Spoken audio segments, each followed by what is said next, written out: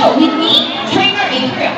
So here's an object that I will hide under one of these three simple blocks. So where do you want me to put this object? On your left, on your right, or here in the middle?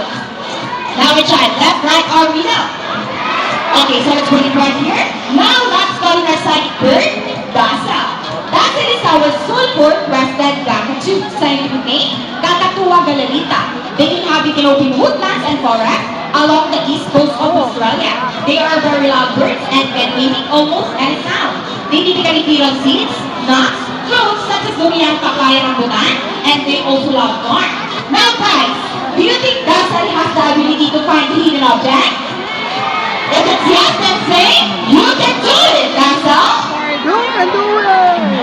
So Dasa find that hidden object for us.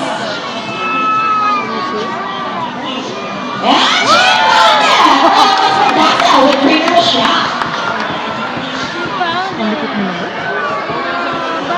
Now for our next featured birds are just like any married couple. Monogamous, meaning they will be partners for a lifetime. Pretty romantic, right? But as any couple will attest, in a relationship, there will always be battles. Meet Sassy and Grabe are beautiful pair of green unicorn, and today, they will battle out to see who's the best in a basketball game. But before we start this battle, I'll be dividing you into two groups. All the girls will cheer for Sassy. Come on, guys, let me hear you say, Sassy! Sassy! Sassy! Sassy! And all the boys will cheer for Rocky. Come on, let me hear you say, Rocky! Rocky! Alright, first ready, players ready, set, go! Here's Chika on his first ball, followed by Miss Sassy. Another one for Sassy. And it's set time for this ball! And what is your trainer Mikey? You guys lose this time. Hold it. We want another race. Oh, she wants another race, trainer Mark. Are you sure about that? Do you want Sassy to lose again? Well, this time I guarantee you that Sassy will win. So, what race do you have in mind? I want a ring race. And what is a ring race? The first bird who will drop 3 rings into the pool the fastest is the winner. And that is a ring race. So a ring race it shall be. Remember guys that boys already have 1 point. So girls, let's cheer louder for Sassy to win this time. We'll be doing this again. This time, a ring race. Ready, set, go! Alright, here's who got his first ring. Oh, here's what's happening. Sassy picked up all 3 rings at the same time. How proud is that? And the winner is Sassy. What can you say about the trainer Mark? He rings at the same time. Hey, you guys cheated! Oh, you cheated? No, we didn't cheat. Sassy used her brain. Oh, so it's true that girls are more intelligent than boys? Ay. I will post my Wendy and Sassy with trainer Mark and trainer Mikey. Now for our next highlight bird was rescued by the DNR from illegal traders and donated here in Manila Ocean Park. So let's all welcome our Philippine hornbill, G. Scientific name is Buceros hydrocornas, also known as Philippine hornbill, and locally known as Ganap. Wow, look at that! These birds can found in Samar, Leyte, Biliran, and Basilan.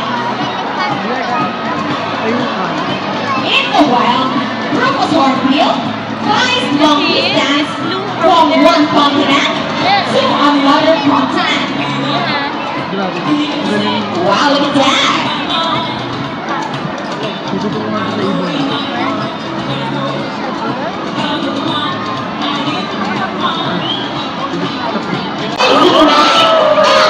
Rufus hornbill, G. Now guys, who loves math? Everyone here knows addition, right? Well, this next program will be most people baffle and amazed, even as trainers. Do you think birds can do math? But before we go our mathematical wizard, I'll be giving two numbers between 1 to 50. So any number between 1 to 50. This for example will be number 20. How about the second number?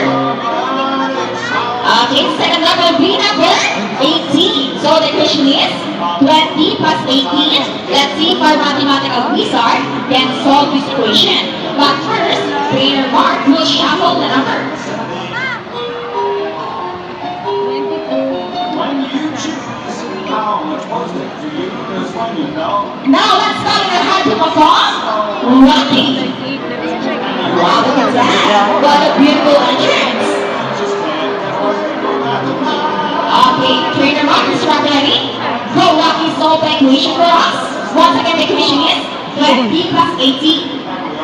And Rocky gets the first number correct. How about the second number? Okay, up to the second number, Rocky. Well, Rocky loves numbers. Yeah, Rocky gets the number 8. So, 20 plus 18 is equal to 28. Who gets it from the clock? Rocky, you take the mark. So this time, I need an adult volunteer with 500 peso bill. Once again, I need an adult volunteer with 500 peso bill. Let's raise your hands up and we will choose one. Anyone guys? I need an adult with 500 peso bill. Okay, I think you got one. Israel, please come here in front and join me. You will notice the birds that are shown are mostly us. It is because they are highly intelligent, charismatic, colorful, and usually kind. Ladies and gentlemen, please look to your left. Presenting our Philippine Eagle Owl. Here comes Joe. Scientific is mobile devices. These days in falling wall, some are latex, some are glass, and possibly insignificant. And with our bodyguard, here comes Steve. These birds are found in India, Indonesia, Bangladesh, Pakistan, and here comes Shadow. They are locally known as Melvin or Bundled in Visayas region. And as you can see, we have our chickens. Wow, look at that. And as you can see, we have our homing pigeons. Homing pigeons is an innate homing ability, meaning they will communicate with its mass and meat. Among us, our raptors, our chickens, and our homing pigeons. Here in the ocean park, we believe there is hope. We only not try to take care of our friends in the sea, but also for those who are on land and air as well. Now, for those the 3 R's. It's reduce, and recycle. Very good. So here's our pivot once again, and he will show us the proper waste disposal. Let's go, buddy. See, if our mothers can do it, so can we. Ladies and gentlemen, we hope you all enjoy the show. Are the birds spectacular? Well, in our own way, no matter how small the effort, let's take action in saving them from exploitation or even extinction. Please, let's all do our part in saving the world. Because remember, this is the only home we got. Same what we present, you can see, their body is covered with a thin coat of short forest hair, and their whiskers have the fine sense of touch. They contain nerve fibers, which make them sensitive. Nice smile. Hey! They also use their whiskers to aid in navigation or to detect vibration from rain or water. They have a small set of ears, give them a good sense of hearing, both above and below the water surface. Still lions, like animal mammals, can see both above and underwater. They have a keen eyesight, but no color vision. In the wild, they inhabit waters close to shores, love conflicts with tribals, and have a preference for rocky beaches. They have excellent running abilities, which can easily scale rocking cliffs. Showing strong ground leapers. Now let's talk about their swimming abilities, and let's start with Yanni. That's Martha.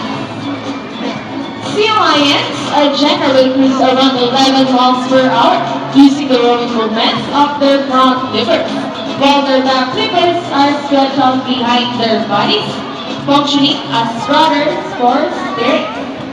And that's their normal swim. Nice and easy. Thanks so much, Randy and Trainer Mark.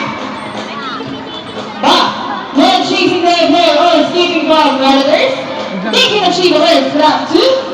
Ready, set up, 205 miles per hour. Wow, look at that. That's so fast. How about those for Sandra? That's sexy, yes. Wow, nice slide. And another one. She deserves it. Now we come to the part of the show where I'm bringing one of the audience here on stage and meet Yanni up close. May I go to Mr. Iggy Boy? Come here, sir. Join me on stage. While waiting to our local guests in case you'd like to know, here at Manila Ocean Park, we have 5 South American sea lion consisting of 4 female and only 1 male. The one came along from Chile, South America and arrived here last July 4th, 2009. Okay, sir, please make your way to trainer Mark and Yanni.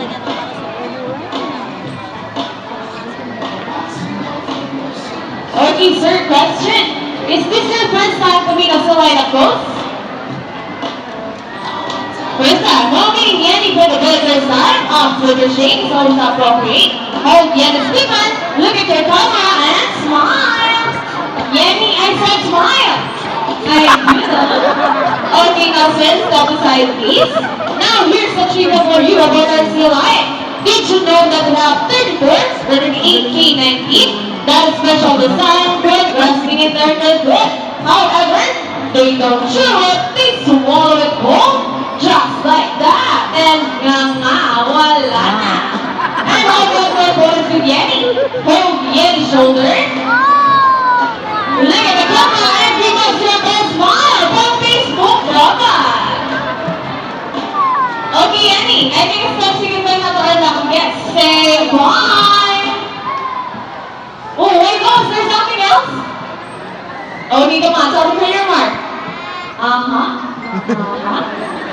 Oh, yeah, I think I know that smile. You know what, sir? Before you go, Yanni would love to give you a goodbye. Get his buckets go. Oh, I think yes. And that you should be on top. All your fans with Yanni.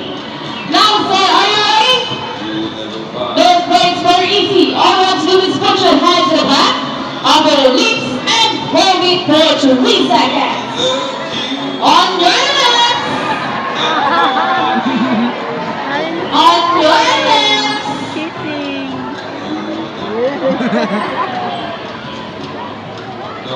Now let's go. 2, 3, and that's the happy and satisfied feel I bet my cheeks this time.